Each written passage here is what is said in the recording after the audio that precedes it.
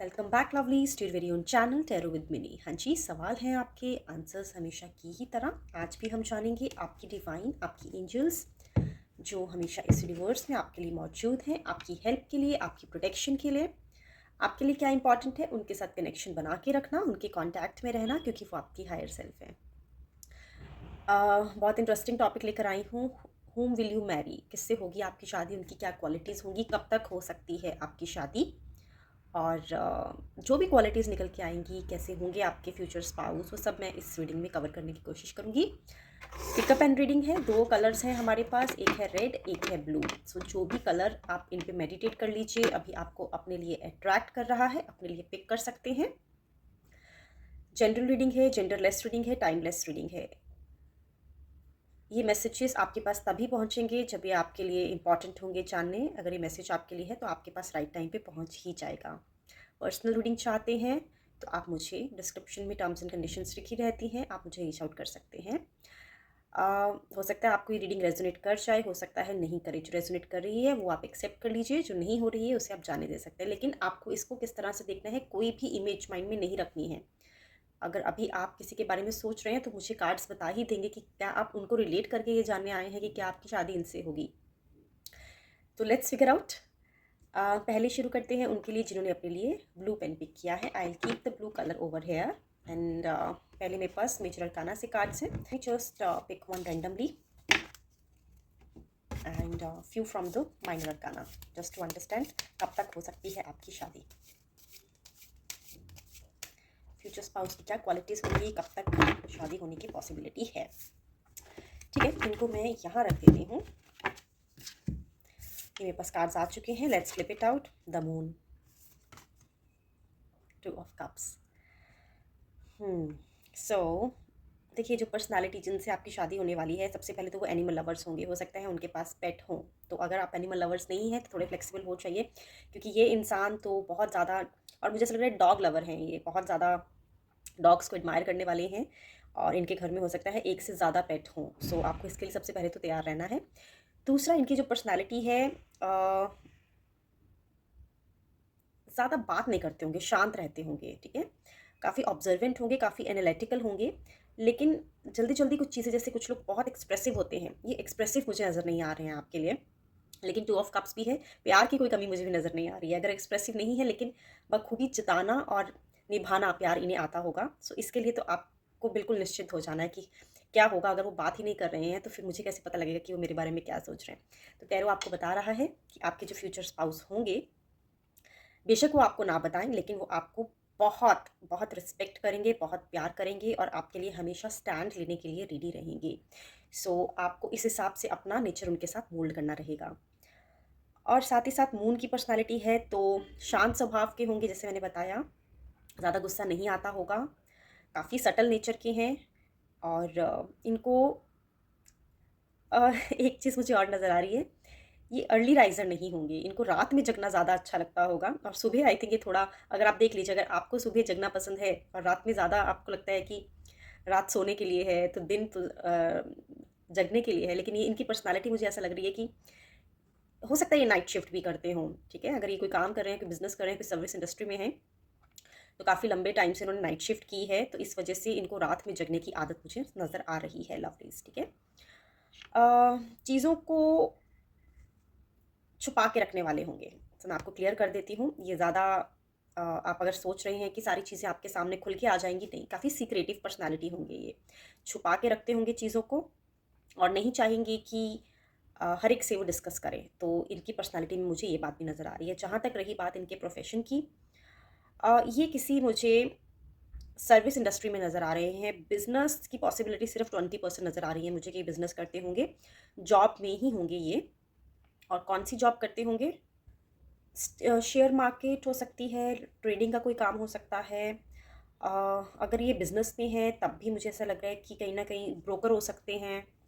अ, इन्हें काफ़ी ट्रेडिंग की नॉलेज मुझे लग रही है, इनको काफ़ी शार्प नॉलेज है ट्रेडिंग की। और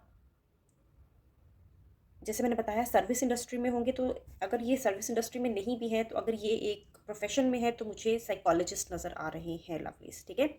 सो ये अभी मुझे ऑप्शंस नज़र आ रहे हैं प्रेजेंट कार्ड से। हम कुछ और कार्ड्स देखेंगे और चेक करेंगे कि कौन से प्रोफेशन से इनकी जॉब हो सकती है, इनका बिजनेस हो सकता है।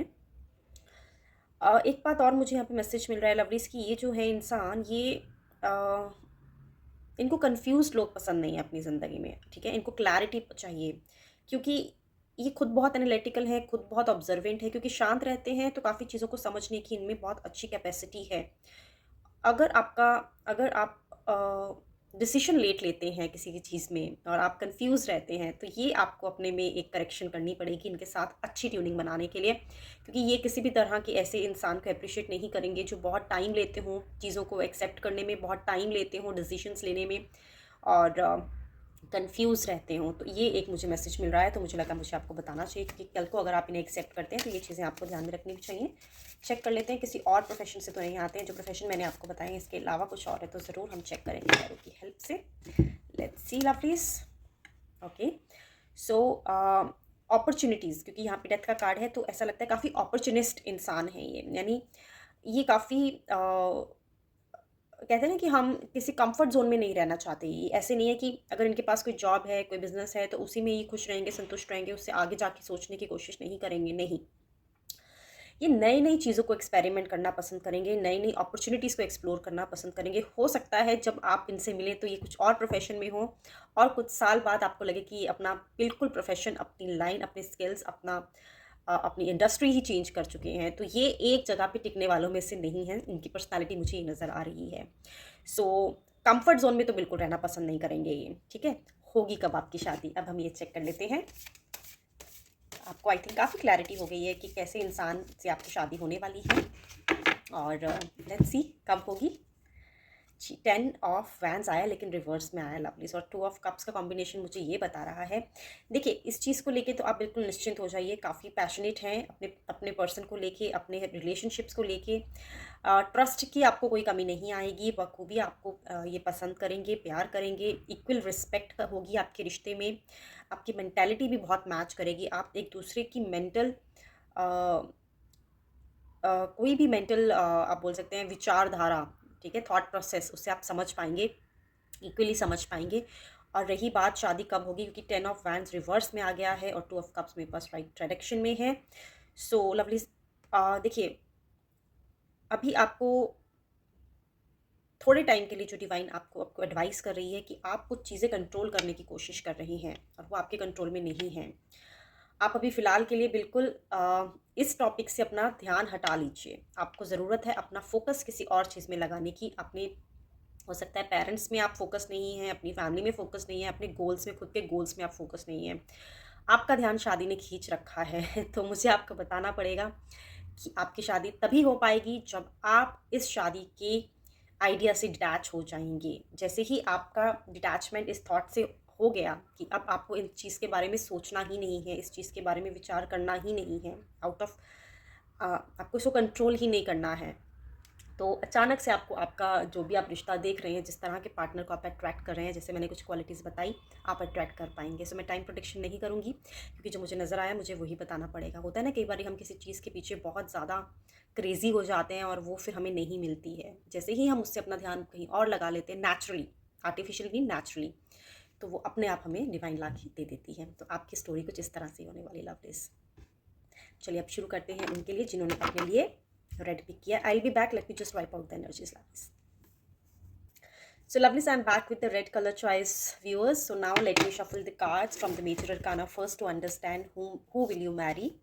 कैसे होंगे आपके फ्यूचर स्पाउस, क्या क्वालिटीज़ होंगी, and then will pick out the cards from the minor arcana to understand कब तक होने के चांसेस हैं आपकी शादी में, ठीक है? So let's see who will you Mary. Card उछल के आया है चलिए यहाँ से भी हम कार्ड निकाल लेते हैं।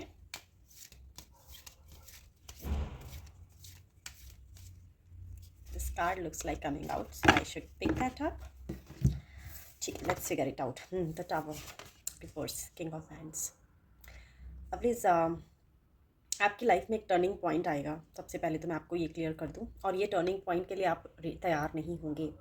आप कुछ ऐसे रिश्ते में हैं जो रिश्ता आपके लिए अच्छा नहीं है, तो डिवाइन तो सबसे पहले आपसे ये रिक्वेस्ट कर रही है कि आप इस रिश्ते को पहचानिए और इससे बाहर आइए। और ये इससे बाहर आना इतना आसान नहीं है आपके लिए, क्योंकि द टावर वो भी रिवर्स में है। तो अ, आप पे कुछ चीज़ें इम्पोज़ की जाएँगी डिवाइन की तरफ से, जो कि आपको गुज़ारा नहीं होंगी, ठीक है? आप उस चीज़ के लिए तैयार नहीं होंगे। सो अगर मैं आपको एक एग्ज़ाम्पल के तौर पे बताऊँ, तो अभी आप एक प्रेज़ेंट रिलेशनशिप में बहुत हद से ज़्यादा ही कुछ एडजस्ट कर रही हैं। अगर आप किसी को ऑलरेडी डेट कर रही हैं, या फिर आप किसी के साथ ऑलरेडी मैरिड हैं। अ,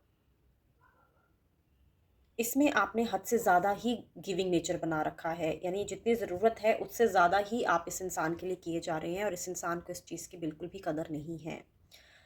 डिवाइन इस चीज़ से खुश नहीं है लवली। सो आपको ये चीज़ समझनी पड़ेगी कि ये जो इंसान जिसको आप चाहते हैं अपना बनाना, ये आपके लिए सही नहीं है। इससे आपको बाहर आना पड़ेगा। इससे जब आप नहीं बाहर आएँगे, तो कुछ सिचुएशन ऐसी डिवाइन आपके लिए क्रिएट करेगी कि आपको बाहर आना ही पड़ेगा, आपके पास कोई चॉइस नहीं होगी। हाँ, लेकिन आपको अपने आप को अ, इस सिचुएशन से फ़ेस टू फ़ेस कराने के लिए, इस सिचुएशन से आपको वन टू वन कराने के लिए आपको काफ़ी हिम्मत और काफ़ी ज़्यादा स्ट्रॉन्ग स्पिरिचुअल स्ट्रेंथ की ज़रूरत हो सकती है। तो मैं आपको पहले ही बता दूँ कि रही बात कि आपकी शादी किस इंसान से होगी, सो किंग ऑफ वैंड्स यहाँ पे ये बैठे हुए हैं, आपके फ्यूचर स्पाउस। हाँ, पहले इनकी पर्सनालिटी खुद ही देख लीजिए, फिर मैं आपको एक्सप्लेन करती हूँ कि कैसे होंगे।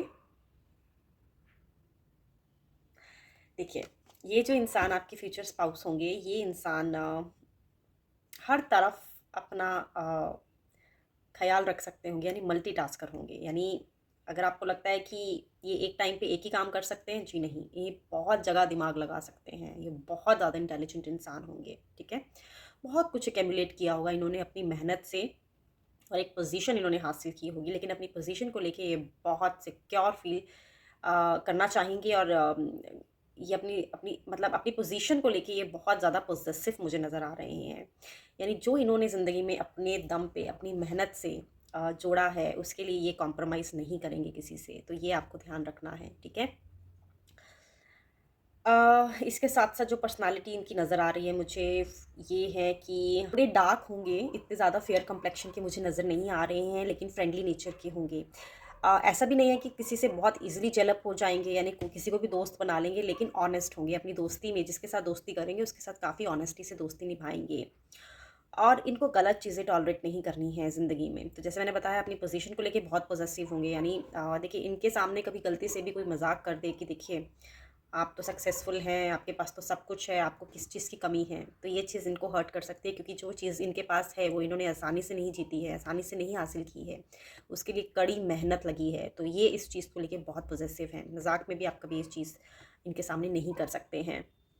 जैसे मैंने बताया, थोड़ा कलर कम्प्लेक्शन डार्क होगा, हाइट होगी, अगर ये लड़की हैं तो 4.11 से लेके 5.5 के बीच में हाइट हो सकती है। अगर ये मेल हैं तो 5.9 से 6.3 के बीच में इनकी हाइट हो सकती है। काफ़ी डिसिप्लिन नेचर के होंगे, कंट्रोलिंग नेचर के होंगे, कंट्रोल करना चाहते होंगे चीज़ों को, लेकिन दिल के साफ़ होंगे। यानी इनकी नीयत में कोई ख़राबी मुझे नज़र नहीं आ रही है। तो आप इन पे ट्रस्ट कर सकते हैं। अगर ये कोई सलाह-मशवरा देंगे आपको, तो आप इन पे ट्रस्ट कर सकते हैं। यहाँ पे मुझे ये नज़र आ रहा है। लेकिन इन तक पहुँचने के लिए आपको, जो आपने अपने आस-पास एक डार्क सर्कल बनाया हुआ है, उस सर्कल को आपको तोड़ना पड़ेगा। शादी कब तक होगी, ये चेक कर लेते हैं लवलीज़। और ये मुझे बिज़नेस में ज़्यादा नज़र आ रहे हैं, जॉब में मुझे ये कम नज़र आ रहे हैं। और इनके घर पे काफ़ी चलती होगी लवलीज़। तो अगर ये आपके साथ इनकी शादी होती है, तो समझ लीजिए होम मिनिस्टर यही रहने वाले हैं, ठीक है? चेक कर लेते हैं कब तक हो सकती है आपकी शादी।